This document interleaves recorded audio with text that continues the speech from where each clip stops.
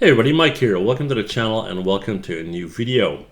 Well, as you saw in the title, we're going to be talking about portfolios today. And while we're doing that, I'm on ArtStation. I'm clicking through various pieces of work and you see the names of the creators up here because credit where credit is due, right?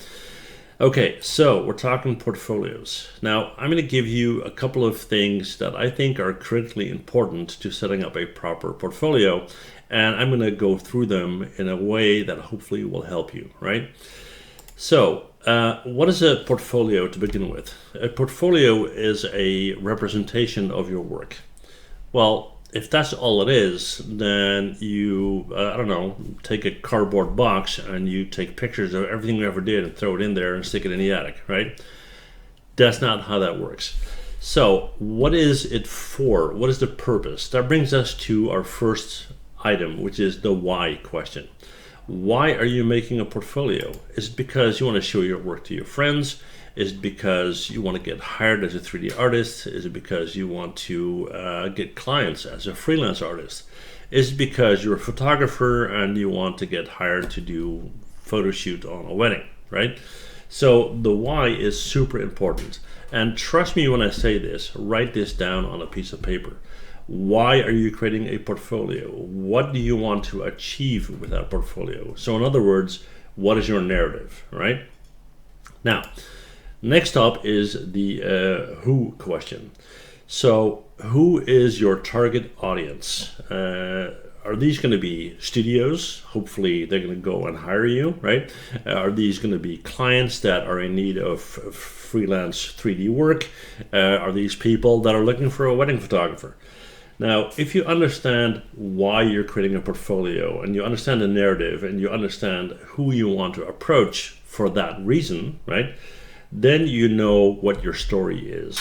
I am so-and-so, this is what I do, this is how good I'm at it, this is what I want from you, right? Here are my contact details, and so on, yeah? Now, once you have all that, you have your narrative, so basically your story. Now imagine this, imagine you are sitting down with that person, right? Potential client and so forth, and you can't show them anything visually, you have to tell them that story. So think about that. What would you tell them? Hey, I'm this person, this is what I do, this is my progression, this is where I worked. Basically a resume, right? But you are a visual artist. So instead of using your words, what you're going to do is you're going to translate that story or that narrative into images. So if you want to tell them that you are a good animator, show them your animation work. If you want to help them understand that you are very meticulous, then show them your process, right?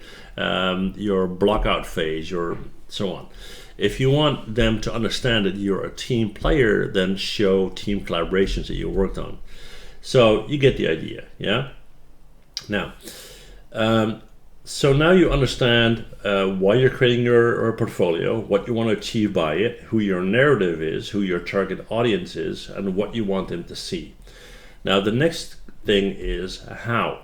How will you present your work?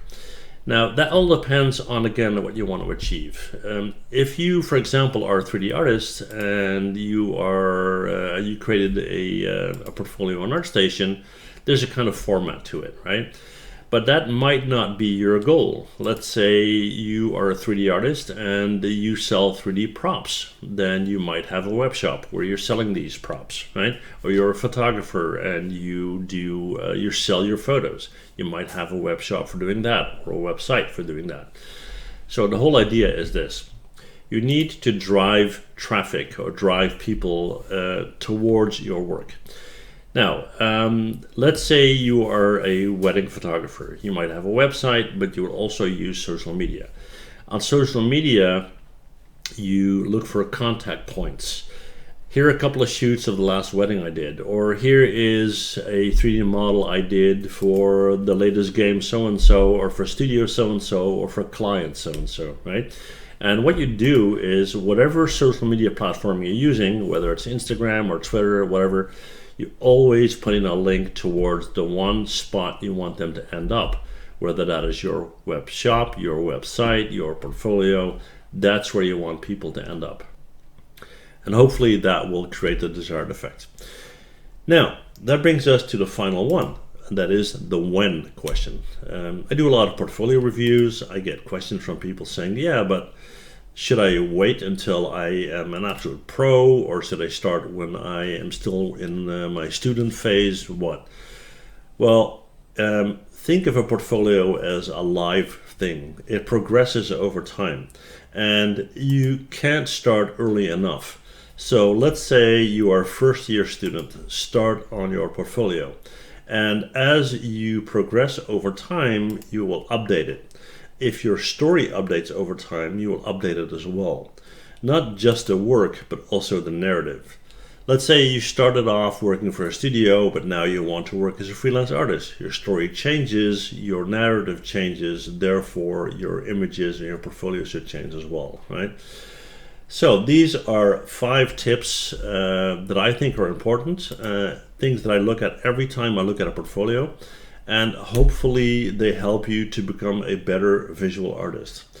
Well, that's all for me, guys. Let me know in the comments what you think, whether you enjoyed it, and if you have any questions about your portfolio, send me a link, I'll happily look at it, right? Thanks for watching. If you enjoyed it, you know what to do. Click on the like, click on subscribe. See you guys in the next one. Bye.